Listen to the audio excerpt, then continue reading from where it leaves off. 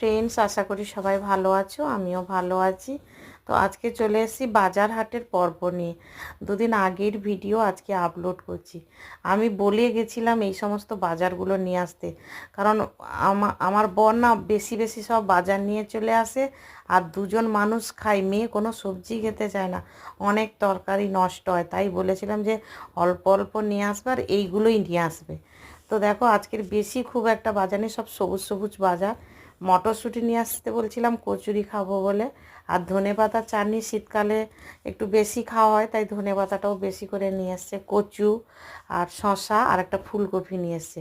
আর পেঁয়াজ আর আলুটা একটু বেশি করে তুলে রাখি, এই কারণে প্রত্যেক দিন বাজার যাওয়া সম্ভব নয়। আর এখানে দেখো পালং শাক কেটে রেখেছি, রান্না করব, চাল ভিজিয়ে রেখেছি, ভাত হবে।